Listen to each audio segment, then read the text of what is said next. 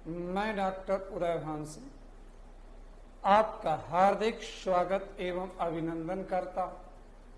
आशा नहीं पूर्ण विश्वास है कि आप स्वस्थ एवं मस्त हों। National institute of economics and general studies के विशेष मार्गदर्शन कार्यक्रम में आप सभी का हार्दिक स्वागत एवं अभिनंदन है।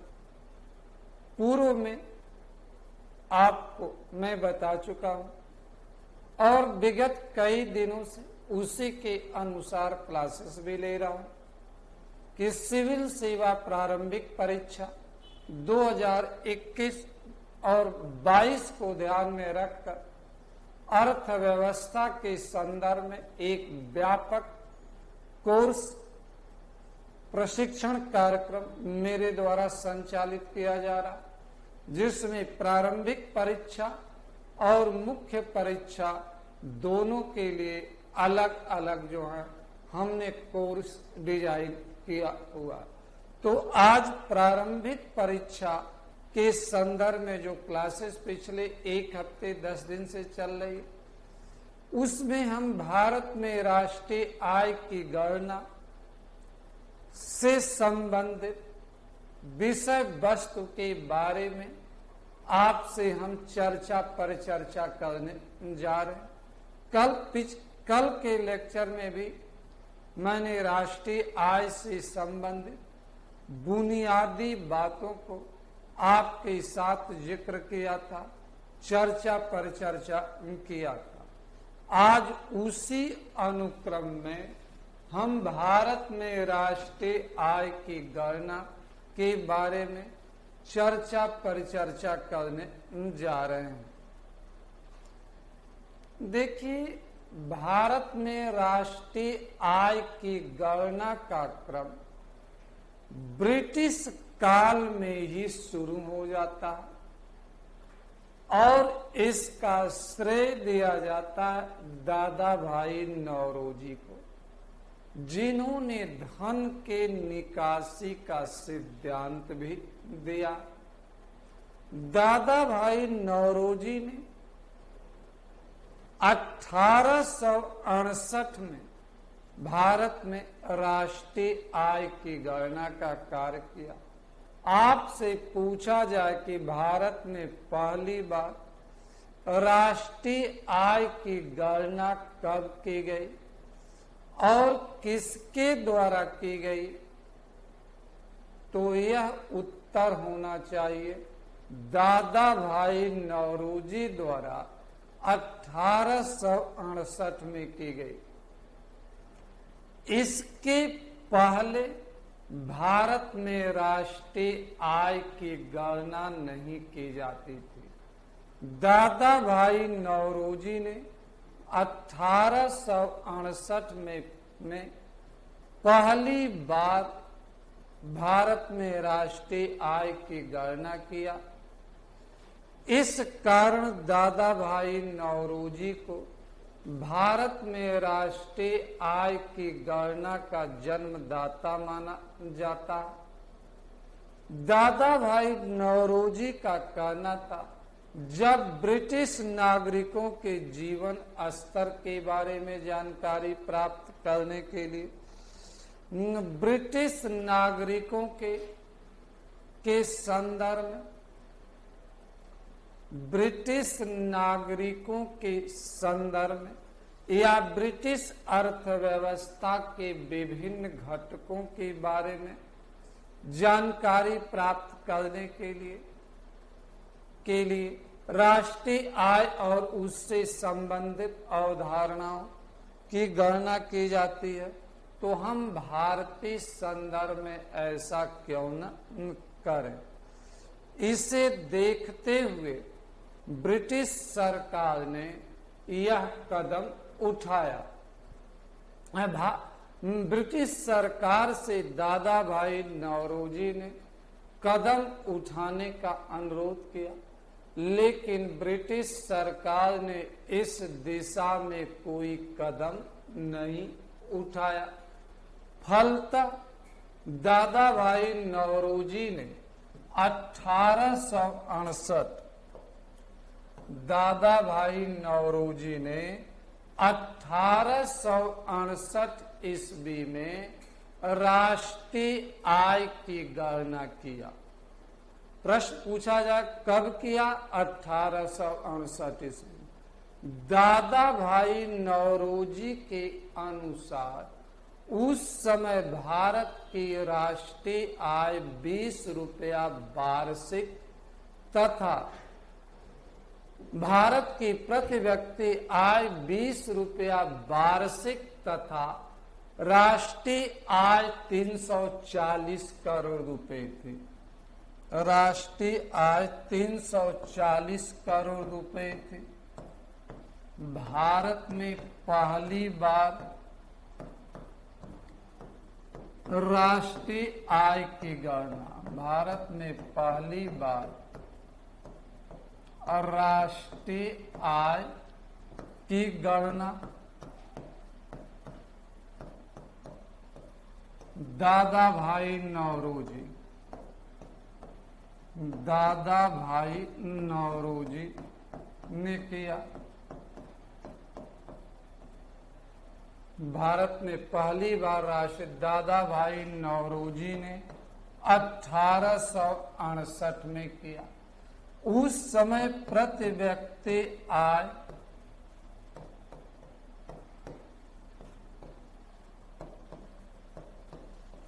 20 रुपए वार्षिक थे। 20 रुपए वार्षिक थे और राष्ट्रीय आय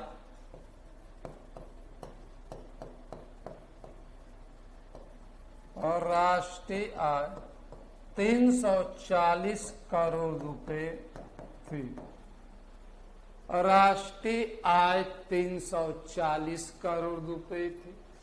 दादा भाई नौरोजी ने इंडियन इकोनॉमी को दो क्षेत्रों, कृषि क्षेत्र और गैर कृषि क्षेत्र में विभाजित करके राष्ट्रीय आय की गणना किया।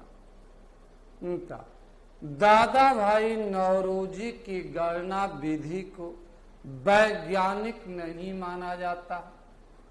उसका कारण क्या है कि उन्होंने अपने गणना में यह नहीं बताया कि राष्ट्रीय आय की गणना करने के लिए कहां से आंकड़े प्राप्त किए, कैसे सर्वेक्षण का कार्य उन्होंने किया, इट्सेट्रा।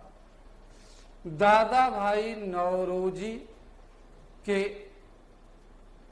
ने वैज्ञानिक तौर तरीकों का भले ही अनुपालन न किया, लेकिन दादा भाई नौरोजी ने एक नई शुरुआत किया। इसके बाद भारत में राष्ट्रीय आय की गणना पर चर्चा परिचर्चा होने लगी। तत्कालीन भारतीय अर्थशास्त्रियों ने या ब्रिटिश अर्थशास्त्रियों ने इस दिशा में सोचना शुरू किया। अनेकों भारतीय अर्थशास्त्रियों ने समय के सापेक्ष राष्ट्रीय आय की गणना करना शुरू किया। भारत में राष्ट्रीय आय की गणना वैज्ञानिक विधि से, आपसे पूछा जाए कि भारत में राष्ट्रीय आय की गणना वैज्ञानिक विधि से किसने किया, तो आपका उत्तर होना चाहिए BKRV राव ने वैज्ञानिक विधि से राष्ट्रीय आय की गणना का काम किया। वैज्ञानिक विधि से BKRV राव ने राष्ट्रीय आय की गणना का काम किया।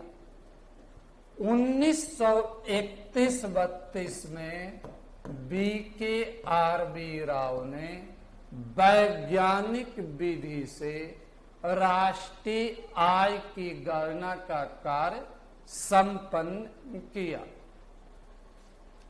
इनके अनुसार प्रति व्यक्ति आय उस समय जो थे प्रति व्यक्ति आय 1931-32 में 62 रुपए थी और राष्ट्रीय आय जो थी राष्ट्रीय आय 340 करोड़ रुपए थे। 340 करोड़ रुपए सॉरी यह 340 नहीं 1689 करोड़ रुपए थी। 1689 करोड़ रुपए थी। 340 दादा भाई नौरोजी का अनुमान था। BKRB राव ने कहा कि भारत की राष्ट्रीय आय 1689 करोड़ रुपए थी, प्रति व्यक्ति आय 62 रुपए थी। और BKRB राव ने भारतीय अर्थव्यवस्था को 2 क्षेत्रों में बांटा था, एग्रीकल्चर सेक्टर और कारपोरेट सेक्टर में बांटा था। एग्रीकल्चर सेक्टर और कारपोरेट सेक्टर में बांटा था और बांट करके अध्ययन किया था। BKRB राव ने इसके साथ साथ देश में नेशनल इनकम अकाउंटिंग सिस्टम बनाने का भी सुझाव दिया था कि देश में एक राष्ट्रीय आय लेखा प्रणाली भी बनाई जानी चाहिए। एक प्रारूप तैयार करके भी उन्होंने दिया था। आपसे पूछा जाए कि राष्ट्रीय आय लेखा प्रणाली क्या होती है, तो आप यही बताना कि राष्ट्रीय आय लेखा प्रणाली जो है एक विशेष प्रकार का सिद्धांत, प्रारूप और मानक होता है जिसके आधार पर राष्ट्रीय आय की गणना की जाती है। राष्ट्रीय आय से संबंधित अवधारणाओं की गणना की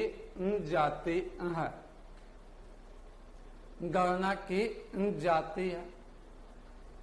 तो BKRB राव ने केवल तत्काल को ही ध्यान में रख कर नहीं, बल्कि भविष्य के लिए भी उन्होंने जो है राष्ट्रीय आय के संदर्भ में एक सैद्धांतिक और संस्थागत ढांचा बनाने का सुझाव दिया था। एक स्टेप हम और आगे बढ़े। राष्ट्रीय आय समिति, राष्ट्रीय आय समिति, राष्ट्रीय आय समिति national income committee, national income committee, राष्ट्रीय आय समिति 1948-49 में 1948-49 में राष्ट्रीय आय समिति का गठन किया गया। 1948-49 में राष्ट्रीय आय समिति का गठन किया गया था। प्रोफेसर PC महालनोबिस की अध्यक्षता में। आपसे प्रश्न पूछा जाए कि राष्ट्रीय आय समिति का गठन कब किया गया, तो आप यही बताना कि राष्ट्रीय आय समिति का गठन 1948-49 में, पर्टिकुलर ईयर की बात हो तो 1949 में किया गया था। किसकी अध्यक्षता में? PC महालनोबिस। राष्ट्रीय आय समिति आय समिति अध्यक्ष PC Mahalanobis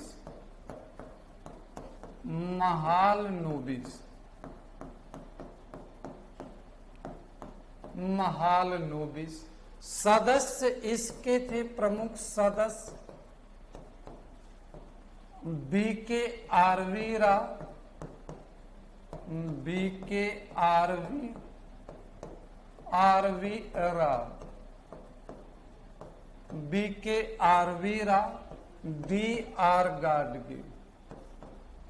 D R Gadgil. फिर इसके बाद सलाहकार इसके थे ब्रिटिश अर्थशास्त्री साइमन कुजनेस।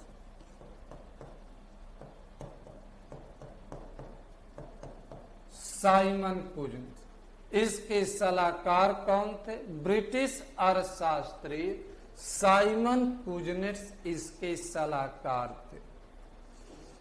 इस समिति को यह दायित्व सौंपा गया था कि भारत में राष्ट्रीय आय की गणना करने के लिए कौन से तौर तरीके अपनाया जाना चाहिए। उनके संदर्भों में यह समिति काम कर रही थी। तो इस समिति ने बीके आरवी राव द्वारा सुझाए गए नेशनल इनकम अकाउंटिंग सिस्टम के अप्रोच को स्वीकार किया और भारत में राष्ट्रीय आय की गणना के लिए संस्थागत ढांचे के निर्माण पर भी काम करना शुरू किया। संस्थागत ढांचे के निर्माण पर भी काम करना शुरू किया। शुरू में भारतीय सांख्यिकी संस्थान नामक एक संस्था बनाई गई। भारतीय सांख्यिकी संस्थान, भारतीय सांख्यिकी संस्थान, भारतीय सांख्यिकी संस्थान नामक एक संस्था बनाई गई, जिसको शुरुआती दौर में भारतीय अर्थव्यवस्था से संबंधित आंकड़े जारी करने, रिपोर्ट तैयार करने, सांख्यिकी से संबंधित कोर्सेस ऑर्गेनाइज करने का दायित्व दिया गया। इसके बाद इस राष्ट्रीय आय समिति की अनुशंसा पर सीएसओ और एनएसओ नामक दो संस्थाएं बनाई गई। बाद में इसको इसके अधीन भारतीय सांख्यिकी संस्थान को इसके अधीन कर दिया गया।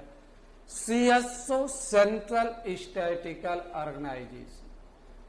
स्वतंत्रता प्राप्ति के बाद भारत सरकार ने सीएसओ को राष्ट्रीय आय की गणना करने का दायित्व सौंपा।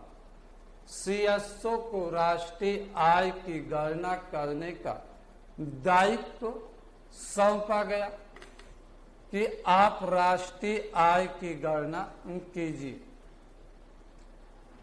एनएसओ को सामाजिक आर्थिक क्षेत्र में सर्वेक्षण करने, उससे आंकड़े प्राप्त करने, उनका एनालिसिस करने और सरकार को एक विशेष रिपोर्ट बनाकर देने का दायित्व सौंपा गया।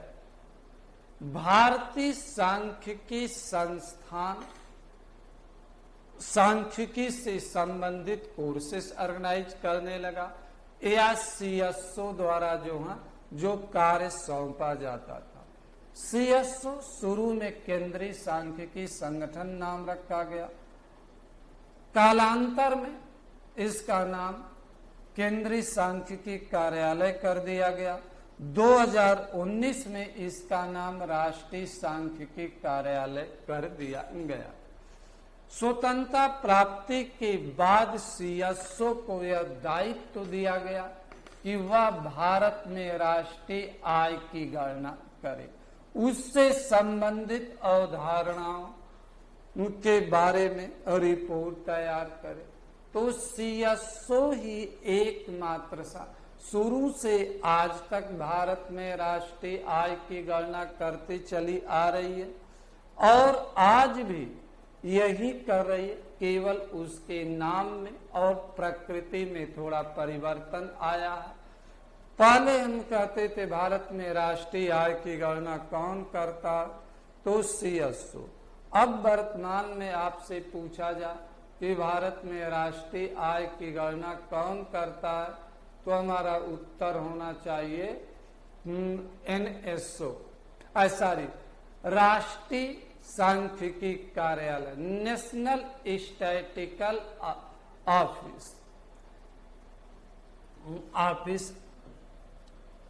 हमारा उत्तर होना चाहिए। क्लियर हुआ? अब हम आगे बढ़ते हैं। राष्ट्रीय आय की श्रृंखलाएं, सीएसओ और राष्ट्रीय आय की श्रृंखलाएं, राष्ट्रीय आय की श्रृंखलाएं, राष्ट्रीय आय की श्रृंखलाएं,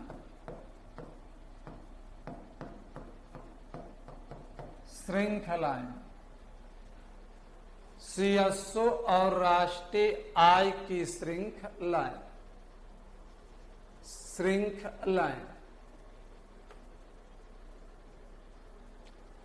देखिए, सीएसओ द्वारा अपनी स्थापना के तुरंत बाद राष्ट्रीय आय की पहली श्रृंखला जारी की गई। राष्ट्रीय आय, भारत में राष्ट्रीय आय की पहली श्रृंखला, राष्ट्रीय आय की पहली श्रृंखला 1955 में सीएसओ ने जारी किया।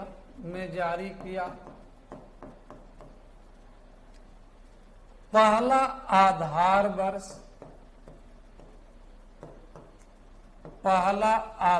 वर्ष जो था वह 1948-49 बनाया गया। पहला आधार वर्ष 1948-49 बनाया गया और इसे परंपरागत आधार वर्ष भी कहा जाता है। परंपरागत आधार वर्ष कहा जाता, आधार वर्ष कहा जाता। 1948-49 को परंपरागत आधार वर्ष, इस श्रृंखला को परंपरागत श्रृंखला कहा जाता। पहली श्रृंखला में सीएसओ ने भारतीय अर्थव्यवस्था को 13 क्षेत्रों में विभाजित किया था। 13 क्षेत्रों में विभाजित करके सीएसओ द्वारा राष्ट्रीय आय की गणना की गई। प्रश्न उठता है, अक्सर पूछा जाता है कि आधार वर्ष क्या होता। आधार वर्ष को स्थिर वर्ष भी कहा जाता। बेस ईयर क्या होता, बेस ईयर को स्थिर वर्ष भी कहा जाता है।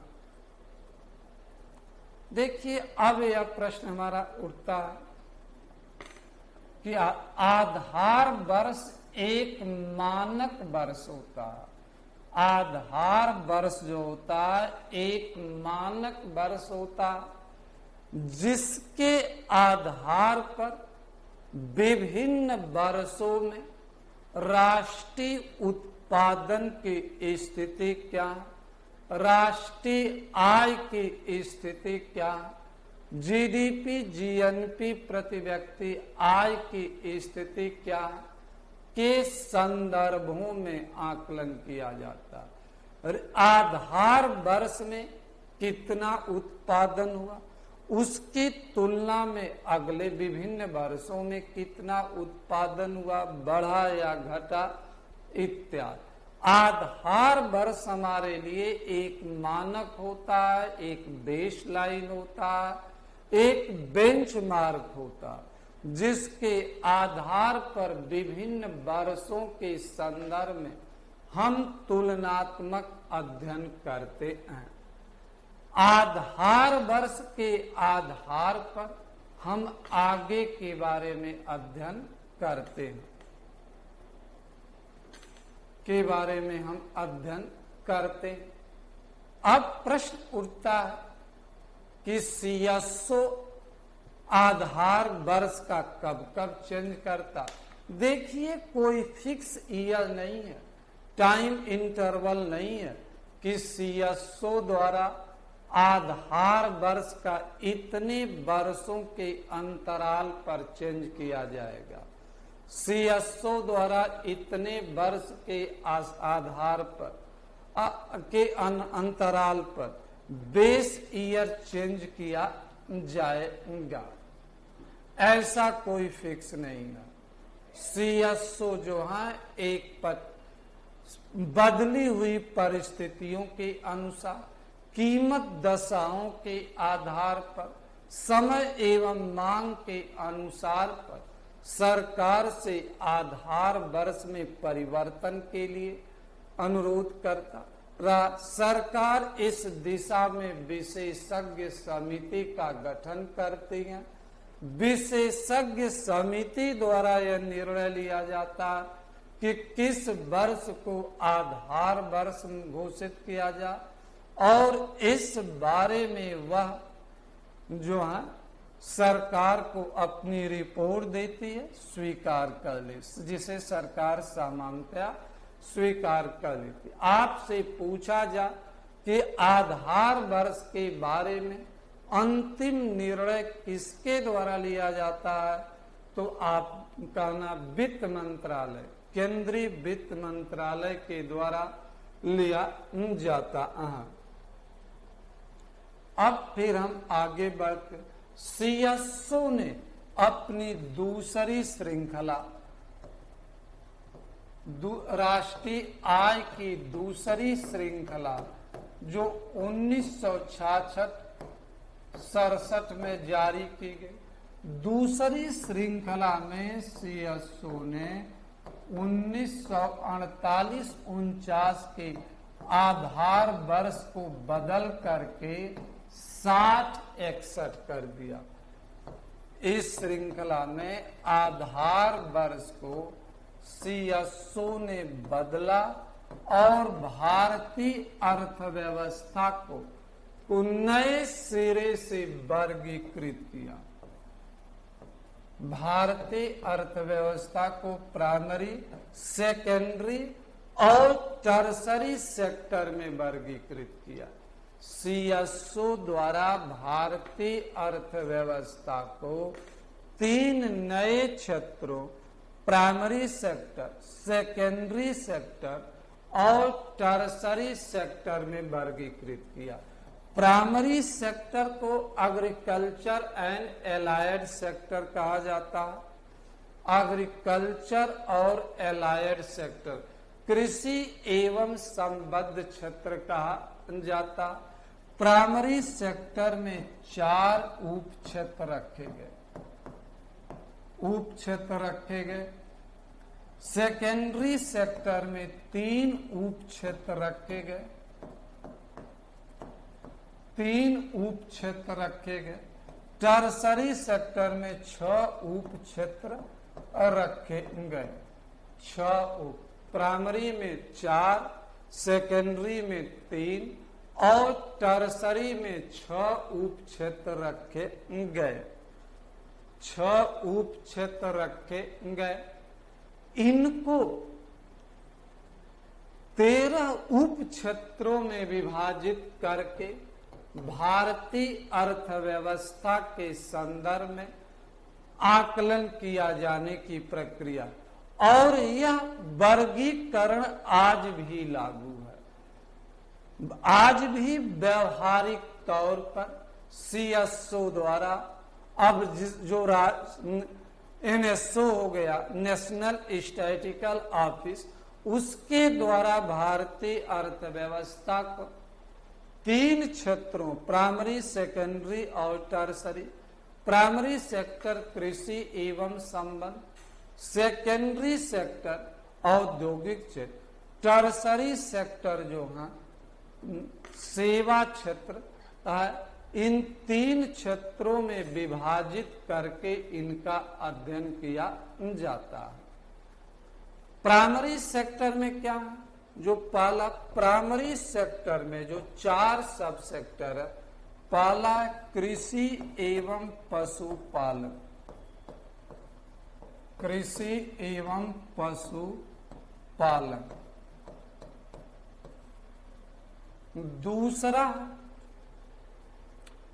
मत्स्य पालन, तीसरा वन उद्योग तथा लकड़ियों का बंडल बनाना, लकड़ियों का बंडल बनाना। चौथा हमारा खनन एवं उत्खनन, खनन एवं उत्खनन, खनन एवं उत्खनन। प्राइमरी सेक्टर को 4 भागों में बांटा गया, 4 भागों में। कृषि एवं पशुपालन, मत्स्य पालन, वन उद्योग तथा लकड़ियों का बंडल बनाना, और हमारा जो है खनन एवं उत्खनन। इन 4 क्षेत्रों में विभाजित करके, उप क्षेत्रों में विभाजित करके CSO आकलन करती रही। यहां से सीधा प्रश्न पूछे जाते हैं कि प्राइमरी सेक्टर को किन किन सब सेक्टर में डिवाइड किया गया। अब आते हैं सेकेंडरी सेक्टर। सेकेंडरी सेक्टर को औद्योगिक क्षेत्र भी कहा जाता, जिसको 3 सब सेक्टर, विनिर्माण सेक्टर, विनिर्माण सेक्टर में पंजीकृत एवं गैर पंजीकृत, पंजीकृत तथा गैर पंजीकृत, पंजीकृत तथा गैर पंजीकृत। दूसरा निर्माण उद्योग, निर्माण उद्योग, पंजीकृत और गैर पंजीकृत, पंजीकृत और गैर पंजीकृत, गैर पंजीकृत। और तीसरा हमारा है गैस, विद्युत और जलापूर्ति। इन 3 को सेकेंडरी सेक्टर में रखा गया। विनिर्माण क्षेत्र, निर्माण उद्योग, गैस, विद्युत और जलापूर्ति, इनको रखा गया है। क्लियर हुआ? तो यह 3 पॉइंट है। अब फिर हम आते हैं पंजीकृत। कुछ इकाइयां जो रजिस्टर्ड है, कुछ नॉन रजिस्टर्ड होती, तो दोनों की बात की जाती है। मैन्युफैक्चरिंग, कंस्ट्रक्शन, गैस, इलेक्ट्रिसिटी और वाटर, इनके बारे में हम अध्ययन करते। फिर